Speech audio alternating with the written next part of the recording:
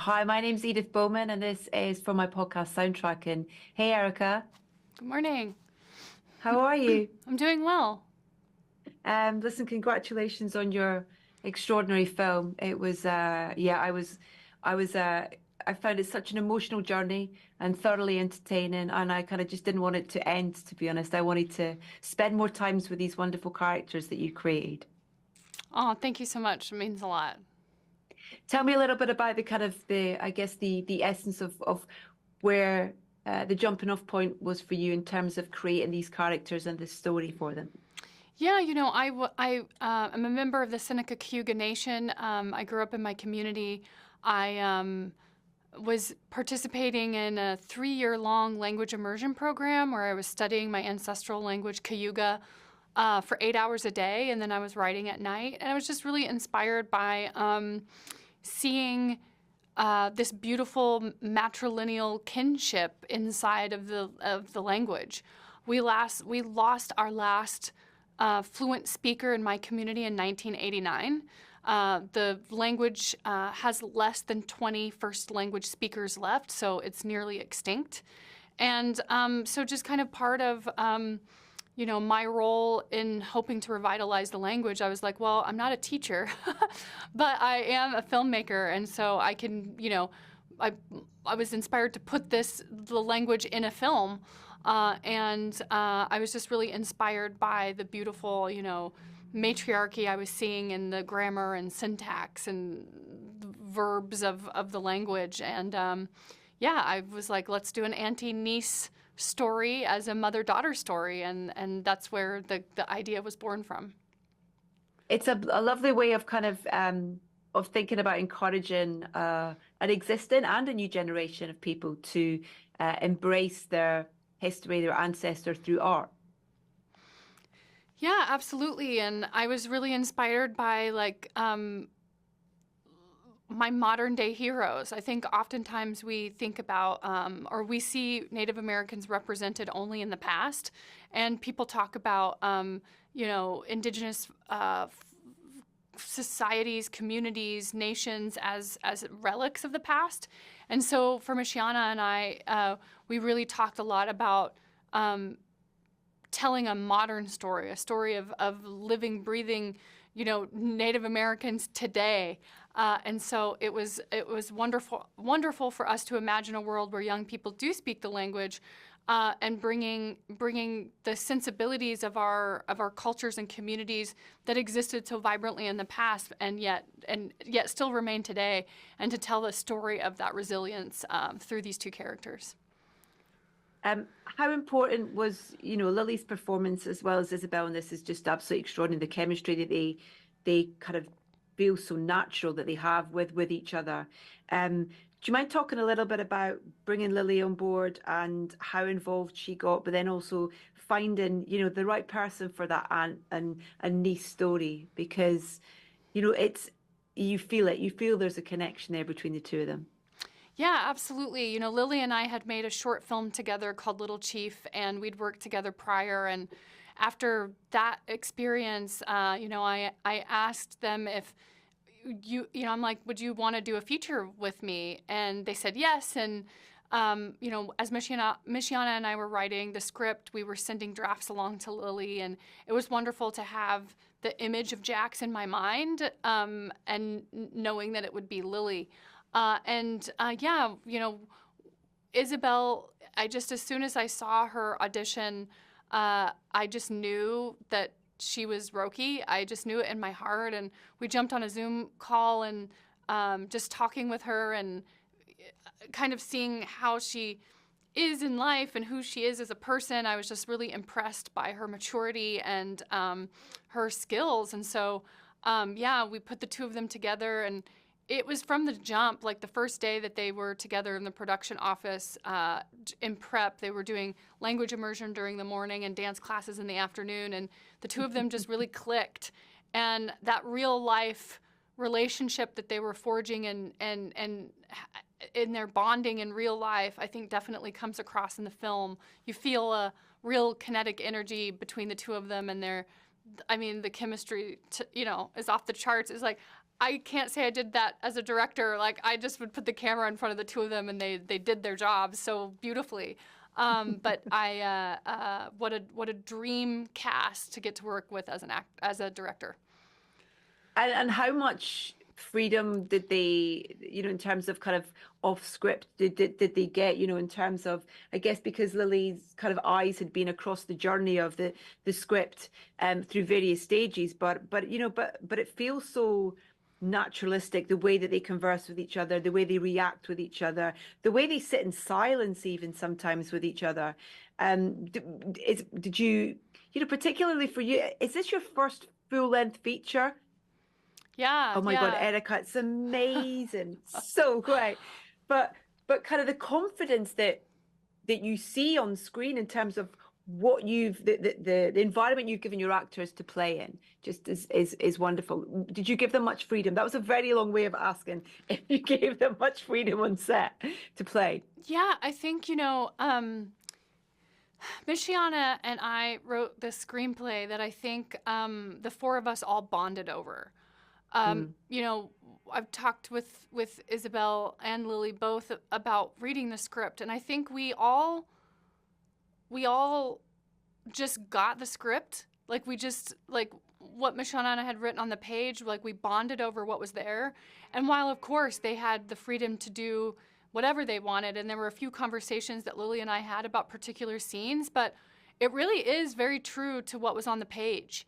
And I think the beauty of working with actors is there are some scenes that I watch that are exactly the way that I imagined them when we were writing them, like exactly the same.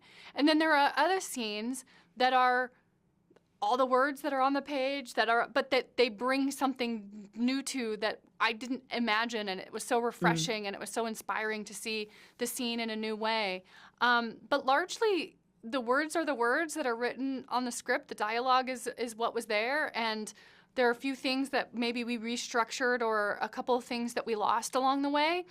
But by and large, what you see on the screen is what was written in the original script. The pow pow is, I think I sobbed throughout the whole thing. I just found it so beautiful and emotional. And obviously at the point where it comes, I don't want to spoil anything for anybody, kind of who hasn't seen the film yet. But do you mind kind of talking to me a little bit about what a fancy dance is and the pow pow and how important it is, but also that idea that it's almost kind of even more important because of the kind of history of how it's been, over years, it's been almost the restrictions that were kind of placed on certain, ceremonies and things like that are part of your culture. Yeah. So, I grew up going to powwows as a kid, and it was just a part of the community. Like, especially in the summertime, it was like you would go there and you'd be scrounging for change to buy snow cones and fry bread, and it was just a place of great joy growing up. Even though I didn't actually dance, you don't really just have to dance to participate in powwow. Like, just going is like an act of being there. And, it just is such a beautiful expression. And fancy dancing, in particular, is just a style of dance that happens at powwow. There are several different kind of categories and styles. And I was always the most drawn to women's fancy shawl, which is essentially what you see you see a lot of fancy shawl dancers in the final scene. And it's with, you see all the beautiful regalia and all the tassels, and it was the first image that I saw in my head of the film was the aunt and niece dancing together, kind of suspended in air, and then it became this really fun challenge for Michiana and I to figure out how to get them there and like what world we would create to have this cathartic dance moment at the end. And it was COVID when we filmed this film, and so we had to throw our own powwow. Like, that was a powwow that we brought bleachers in, and we brought in the food trucks, and we brought in all the dancers, and we convinced them to stay until 5 a.m. by raffling off a big screen television.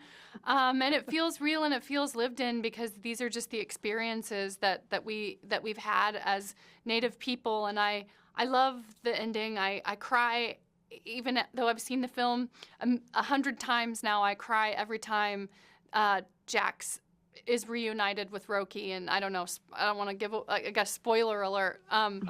But I love audience's response to the end of the film as well. Yeah, it's really, really beautiful.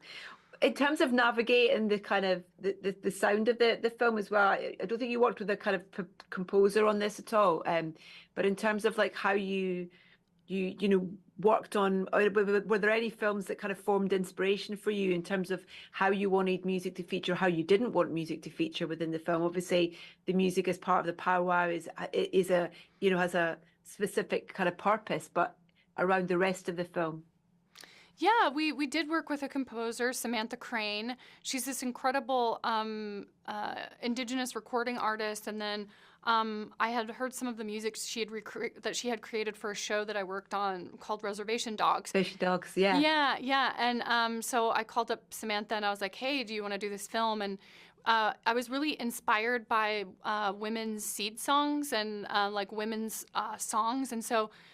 Samantha just took that notion and ran with it, and there's just beautiful voices throughout the film, and we use voice as a percussive element, and then of course the beautiful song at the end that Samantha composed for us. And it's funny because I have hearing loss in both ears, and I've had it since I was a child. And I'm always told when I'm editing, like the first thing I kill is the birds because I can hear high tones, and so I'm like, get those birds out of there, like because the birds interfere with me hearing like people talking. And then I also kill music because the music then distracts. And so it's honestly not even like an artistic choice that I don't use music very much and that I use music sparingly.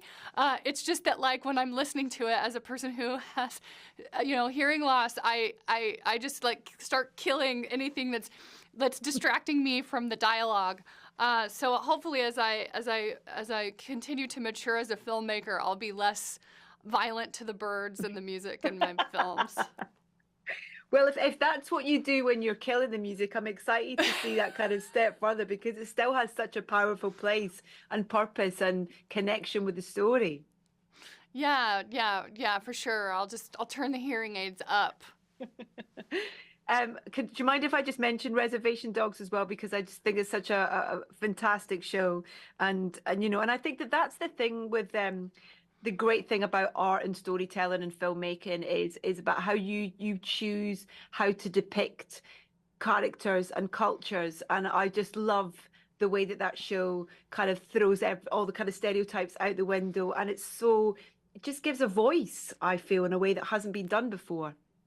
Yeah, I mean, I say it all the time. I am so grateful, and I feel so lucky that I got to work on my favorite television show of all time.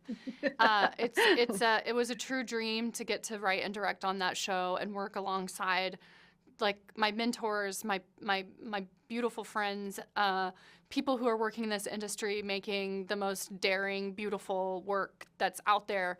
And I can't wait to see what like our little cohort does. There's so many projects in the pipeline from people who worked on that show, and I'm really grateful. Sterling Harjo, my showrunner on that show, has been a mentor of mine my entire career, and such a great friend of mine as well. And it's a special time, I think, in the canon of Native American film and television. I think that show will certainly be a standout and will mark a moment in our industry's history where I think things started to pivot, and hopefully we will continue to see momentum and growth. We have a group chat that we all like. Messages have already come in today where we're constantly still in touch with each other, and it's a beautiful family of filmmakers, and I count myself lucky to be in the list of such a wonderful group to have made and worked on such a wonderful show. That's so great. I love that kind of that sense of community that's created from working together on things as well. It's so wonderful.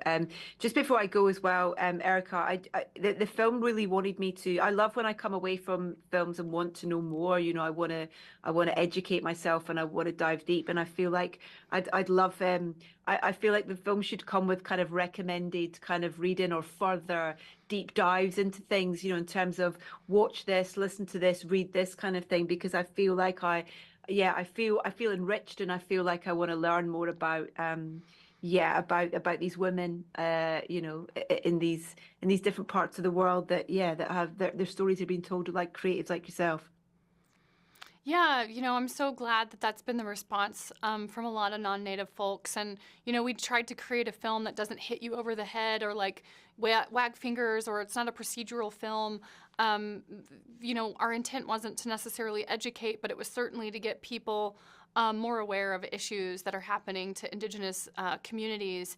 And I hope people do go and look for other things. I hope they Google these issues and hopefully it will be a bridge builder, and non-native folks that watch this will think about their own roles in these systems that are still actively oppressing Native peoples, and Mm.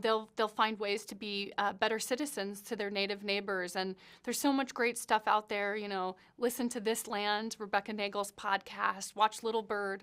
Find films, short films. Podcasts that are being produced and created by Native peoples, and there's so much beautiful, rich content being created, and I think people want to know more, and people want to be active, and they want to engage with these topics and engage with Indigenous peoples. So, if this film can even be a small block in building that bridge, then I'm glad that we made it. Yeah, me too. I look forward to what's next as well, Erica. I'm excited to see where your journey takes you next. I really appreciate your time today and huge congratulations once again on the film. It's great to chat to you. Great, thank you so much. Take care. Bye. Thanks.